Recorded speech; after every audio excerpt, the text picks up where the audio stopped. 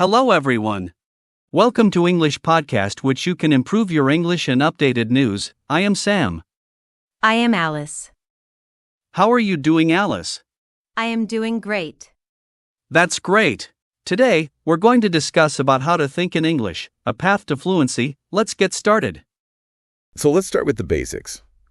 A lot of us get stuck in this habit of translating everything in our heads. Like every single thought has to go through that filter of our native language before we can speak. Yeah, it's exhausting. It is, and it's not very efficient. The goal is to bypass that whole translation step. So English just flows out naturally. Exactly. But how do we actually rewire our brains to do that? That's the million-dollar question. Well, it's all about forming those direct connections between thoughts and English words Yeah. without the middleman of your native language. So no more mental gymnastics. Right. Think of it like learning to ride a bike.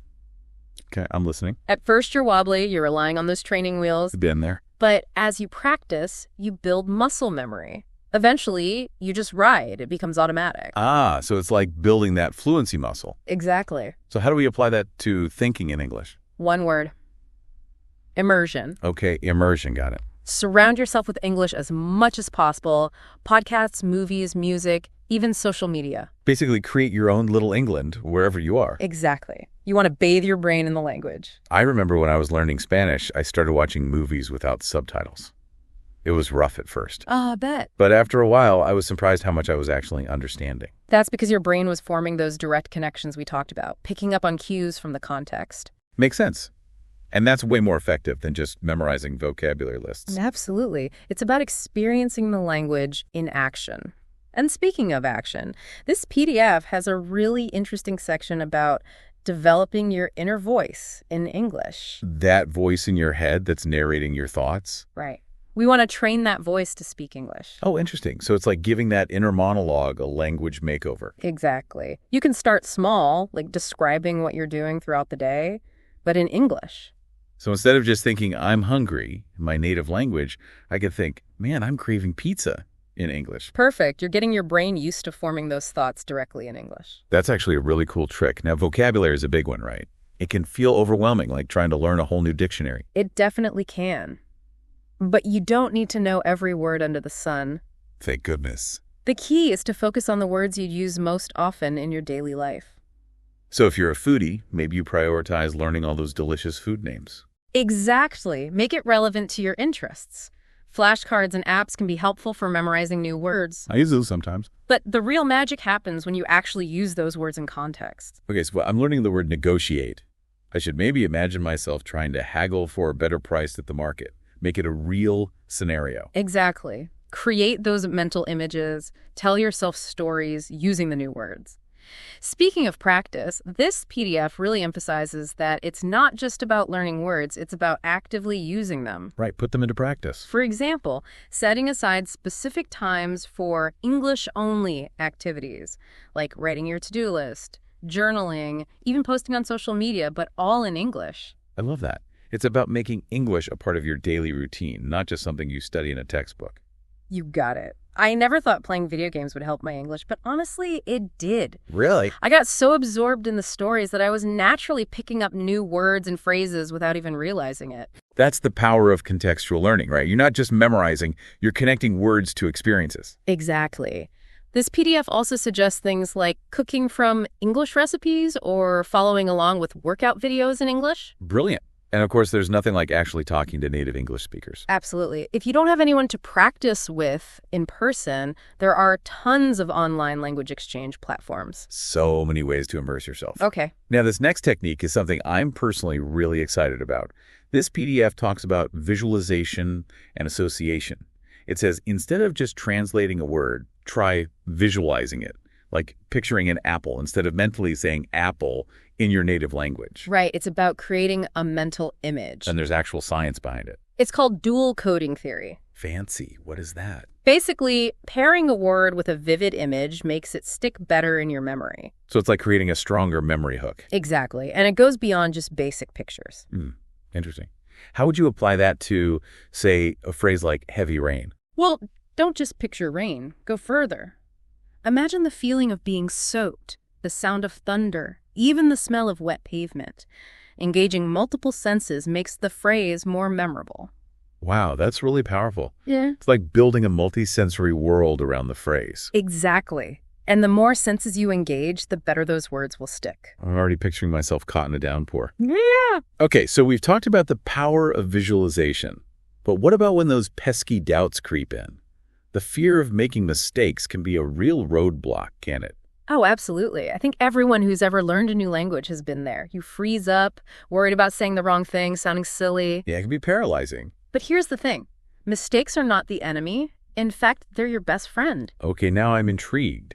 How can making mistakes be a good thing? Well, think about it. Each mistake is actually a chance to learn and refine your understanding.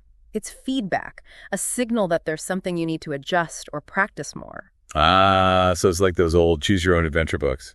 Exactly. You hit a snag, make a choice, and it takes you down a new path of learning. I love that analogy. So how do we get better at embracing those mistakes as opportunities, moments? Well, firstly, be kind to yourself. You're learning. It takes time. Remember those wobbly first attempts at riding a bike? You didn't give up. You kept practicing. Right. It's the same with language. Yeah. And finding a supportive environment helps too, right? Oh, for sure. Having people who encourage you, not criticize every little slip-up. Absolutely. Whether it's a language exchange partner, a tutor, or even an online community, having that positive reinforcement makes a huge difference. Like a cheering squad for your English journey. Exactly. And this PDF actually mentions that even short bursts of focused practice can add up over time. Well, that's good to hear. Because sometimes it feels like you need to be studying for hours to make any progress. Not necessarily. It's about consistency. Even if you only have 15 minutes a day, use that time effectively. Okay, so quality over quantity. Exactly. Focus on repeating common phrases like those travel phrases you mentioned earlier until they roll off your tongue naturally. So instead of trying to cram in hours of studying, it's better to have those short, consistent bursts of focused practice. You got it. And don't underestimate the power of just having fun with the language. I'm all about making learning enjoyable. Any suggestions? Well, like we talked about with visualization, bringing in those extra senses can make a huge difference. Listen to music while reading the lyrics, try cooking from an English recipe, maybe even narrate your day out loud in English. It's like turning your whole life into an English playground. Exactly. And this PDF also talks about keeping track of your progress, celebrating those small wins. Oh yeah, those are important. It suggests journaling in English to see how your thinking evolves over time. I like that idea. It's like taking snapshots of your progress. Right. You can look back and see how far you've come. Maybe you used to struggle to write a simple sentence and now you're journaling for pages. Those are the moments that make it all worthwhile. Speaking of moments, remember that story we talked about earlier about the language learner who narrated their commute in English? Oh, yeah, I remember that one. They felt silly at first, but kept at it. And they started naturally thinking in English more and more. It just shows that even those small, consistent efforts can lead to big changes. Absolutely.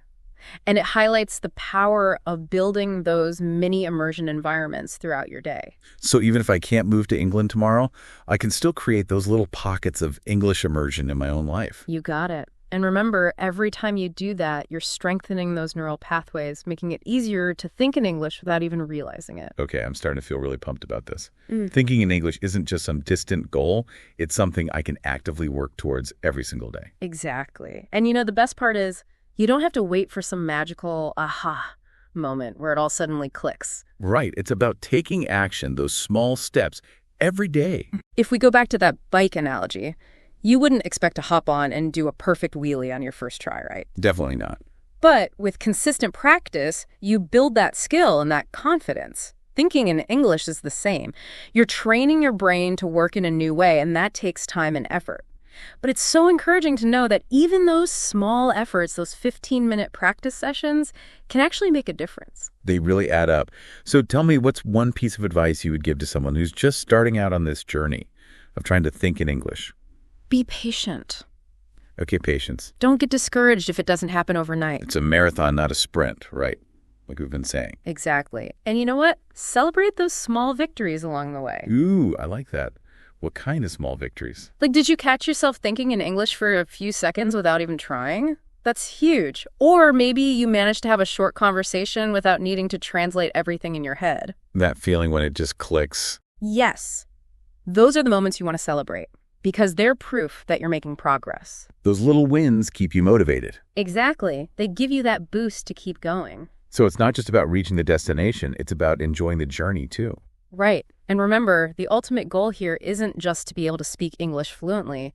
It's to be able to think in English effortlessly. To feel that sense of ease and confidence when you're expressing yourself. Exactly. Imagine being able to share your thoughts, ideas, jokes, everything without that mental barrier. That's the dream. That's what makes all the effort worthwhile. It really is. And you're not alone on this journey. There are so many resources out there to help you. Like what kind of resources? Well, we mentioned language exchange partners, online communities. There are also tons of apps, websites, even just books and podcasts. So much to explore. And we're here to support you every step of the way.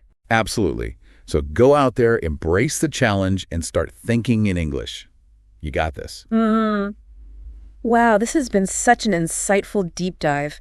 We've covered so much ground, from the science behind thinking in English to practical tips and inspiring stories. I'm glad you found it helpful. I know I did. I hope our listeners are feeling motivated to take action and make this a reality for themselves. I hope so too. Remember, every effort you make, no matter how small, brings you closer to fluency and confidence. Keep practicing, stay curious, and most importantly, enjoy the journey. We can't wait to hear about your progress. Until next time. Thanks for joining us on the deep dive. Until next time, keep those English thoughts flowing. It really feels like we've uncovered a whole toolkit for how to make this happen. And the best part is you don't have to wait for some magical aha moment. When it all clicks. Right, it's about taking action, making those small steps every single day. Like we were saying earlier about the bike. Oh yeah, the bike analogy. You wouldn't just hop on a bike and expect to do a wheelie on the first try. Definitely not. But with practice, you build up that skill. And that confidence. Exactly. And thinking in English is the same way. You're training your brain. It's a new way of thinking. And that takes time. And effort. But it's encouraging to know that those small efforts can make a difference. Like those 15-minute practice sessions we were talking about. Yeah, even just 15 minutes. Can add up. Imagine if you dedicated just 15 minutes every day to thinking in English. What could that look like? Well, maybe you spend that time narrating your day just in your head. In English. In English, or you read an article. Or even have a conversation with yourself. Out loud or in your head. Just get those thoughts flowing. By the end of the year, that's over 90 hours of practice. Wow. That's incredible. That's a lot of time to get comfortable with the language. And it's those little moments, right? Like when you realize you've been dreaming in English. Yeah. It feels like a real breakthrough. It is a breakthrough. It means your brain is starting to internalize the language. On a deeper level. Exactly. So for someone just starting out, what's one piece of advice you would give them? I think the most important thing is to be patient. With yourself? Yeah, don't get discouraged if you don't see results immediately. Remember, Rome wasn't built in a day. Exactly. It takes time, and remember to celebrate those small victories. What kind of small victories? Like if you catch yourself thinking in English without even trying. For a few seconds here and there? That's amazing. Or if you manage to have a short conversation. Without translating in your head. Exactly. Those are the things you want to focus on because they mean you're making progress. It keeps you motivated. And remember, the ultimate goal here isn't just to speak English fluently. It's to think in English. Effortlessly, without that mental barrier. So you can share your thoughts and ideas. And your jokes. Yes, all the good stuff. And remember, you're not alone on this journey. There are so many resources available. Language partners, online communities. Apps, websites. Books, podcasts. We're here to support you too. Absolutely, so go out there. Embrace the challenge. And start thinking in English. You got this. This has been such a fascinating deep dive. We've covered a lot of ground. From the science to the practical tips. I hope everyone's feeling inspired to start putting this into practice. Me too. Every little bit of effort you make brings you closer to fluency. And confidence. So keep practicing, stay curious, and most importantly, enjoy the journey. We can't wait to hear about your progress. Thanks for joining us on the deep dive. Until next time, keep those English thoughts flowing.